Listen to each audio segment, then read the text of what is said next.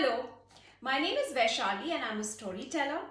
For World Storytelling Day, I have a special story for you. I am sure you're going to love it, so listen till the end. It shall surely bring a smile on your face. Many years ago, there lived a king, a Shah in Iran. And his favorite thing to do was to worry. When he looked out of the window, if it was too hot, he worried for his people. If it rained and poured a lot,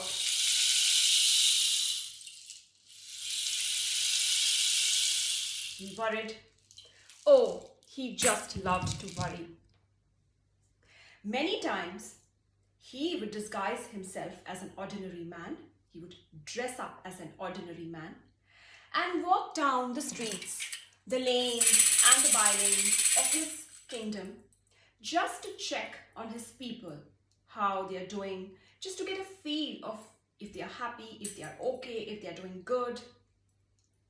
One such day, he dressed up looking as a very ordinary person and walked down the streets, walked the lanes and the by-lanes, walked and walked until he reached outside a very small hut, and inside was a very poor man who had just laid down his mat for his dinner. This man looked out of the window, saw a stranger and said, "You look tired. Why don't you come in?" The king was tired after all that walking, and so he simply walked in to the hut. This man said, "I have a loaf of bread. We can share it for dinner." He broke the bread into 2 pieces, offered one to this man, and had the other. The king asked him, So what do you do for a living?" I'm a cobbler. I repair shoes." "I see. Do you have enough for tomorrow? You live in a very small house. You just have bread to eat."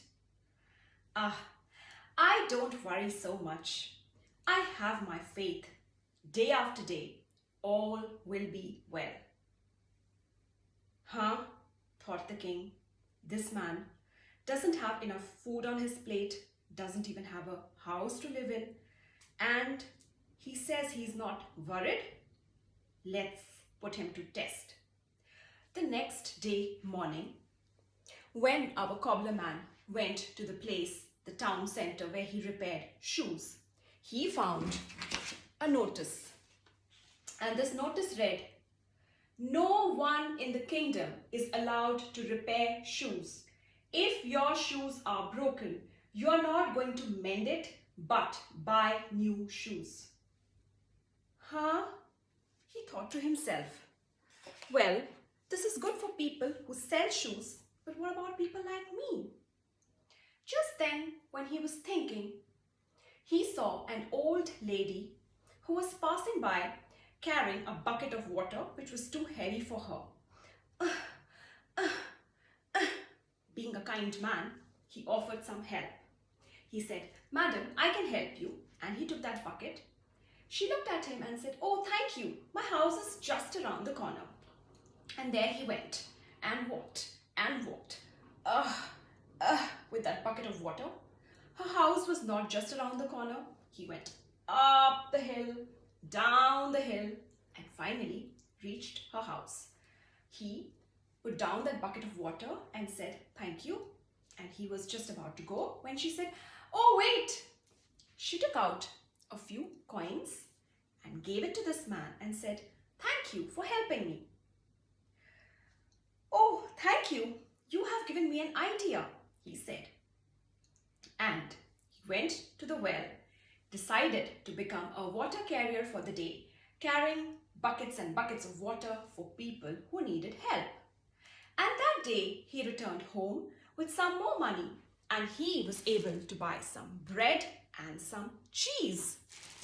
Now, that evening, who do you think is going to come? Of course, the king, because he had to come and check on how the cobbler did today. But he did not dress up as a king. Of course, he was dressed as an ordinary man, but you and me know that he was the king. And our ordinary man, the cobbler, looked and said, "Ah, come and join me for some dinner." And so he walked in, said, "So, how was your day?" Well, I could not repair shoes, you see." "And so what did you do?" I became a water carrier for the day, and I got some money and some bread and some cheese, and here we can have together." "What if tomorrow you're not able to sell or you're not able to carry water?"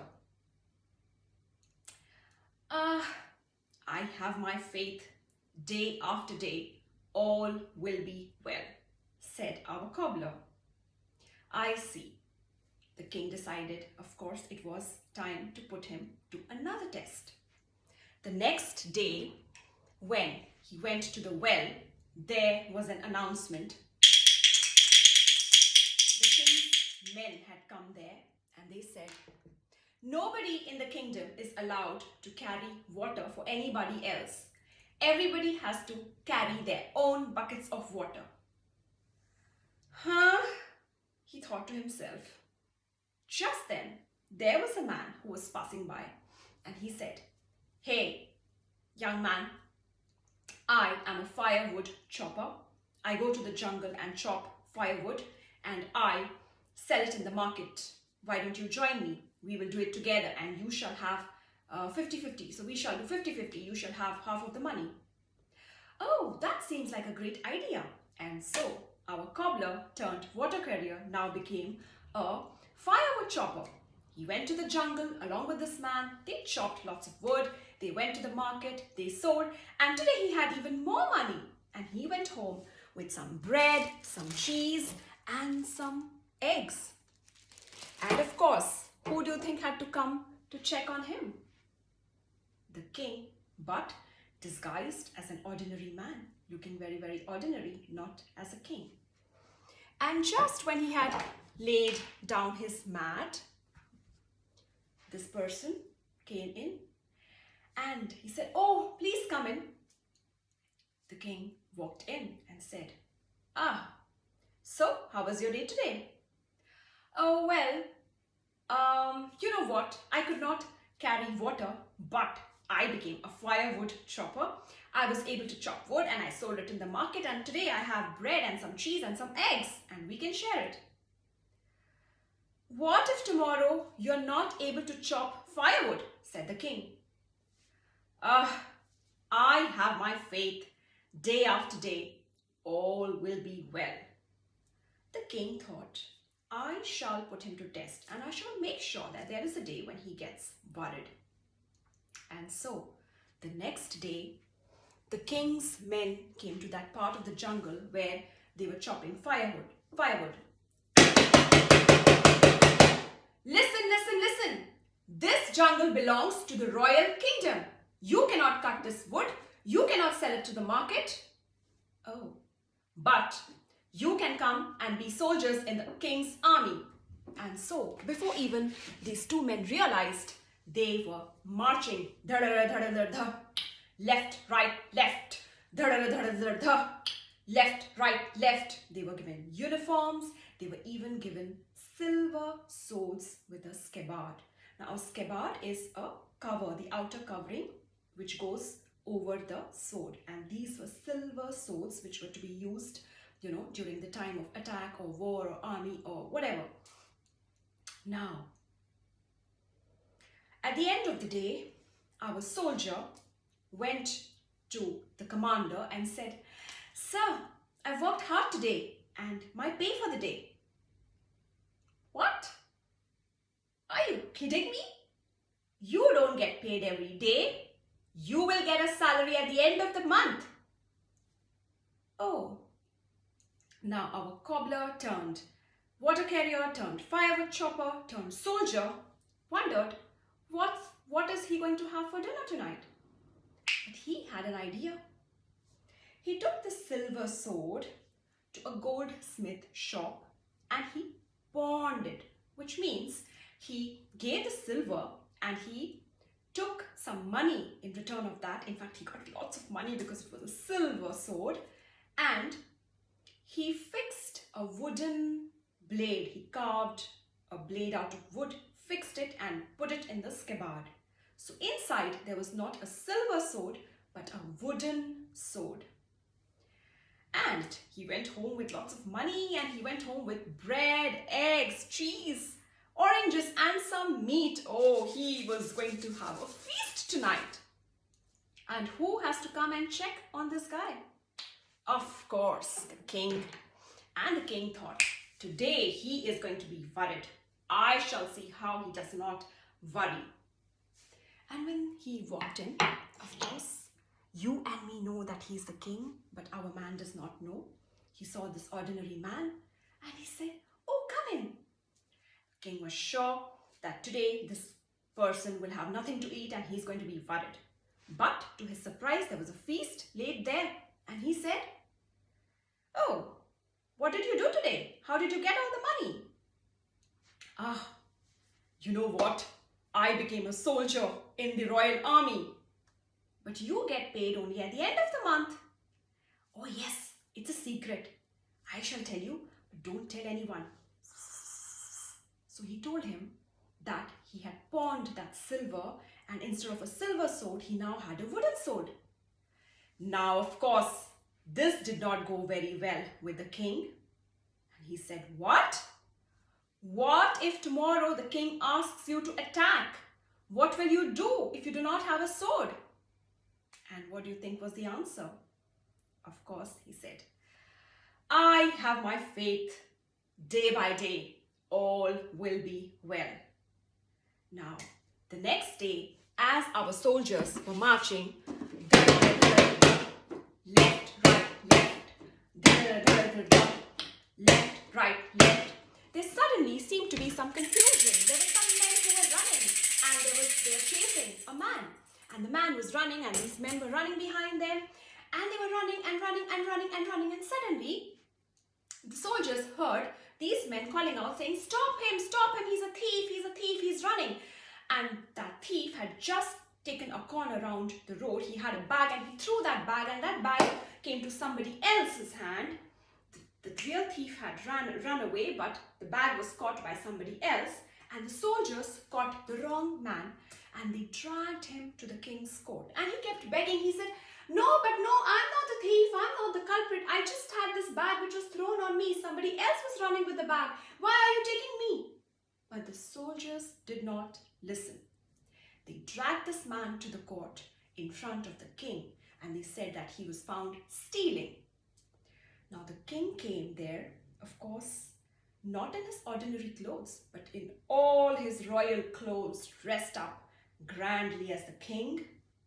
He heard that episode, and he looked at this man and said, we do not allow anybody to steal. It is a serious crime, and you shall be punished.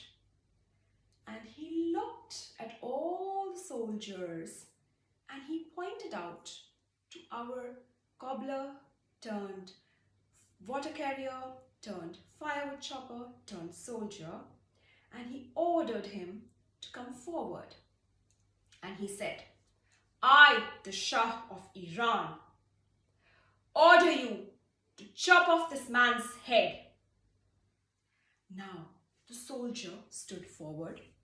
Of course, he could not recognize this person who was the king, but our king knew, and that's why the soldier was called forward, because the king knew that he had a wooden sword.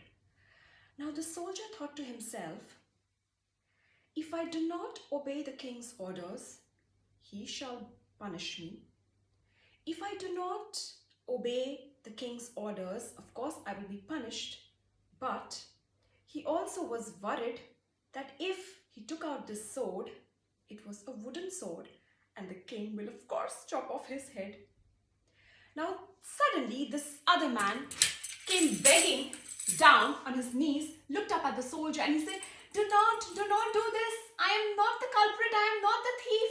Somebody else was running with the bag. The bag just came to me. Please believe me. I am not the thief, do not chop off my head. Now, our soldier looked at his eyes and he felt that this man is telling the truth. He could sense that this man is not lying. He wanted to save himself. He wanted to save this innocent man. And then he had an idea. He looked up and he said, "Dear God, if this man is the real culprit, give me the strength to chop off his head. But if he is telling the truth, if he is not the culprit, let my sword turn into wood." Shh! And of course, it was a wooden sword. And all the people in the court went, "Huh?" The king stepped forward, looked at the soldier and smiled, and he said, "Young man, I'm impressed with your wit, with your cleverness, with your wisdom, with your faith. Perhaps you do not know that you and me have been sharing dinner for all these nights. I'm really impressed with your wit, with your faith, with your wisdom, and I appoint you as one of the ministers in my court." And from that day onwards, the king stopped worrying, and all the people in the kingdom strongly believed that day by day they have their faith, all will be well. Thank you.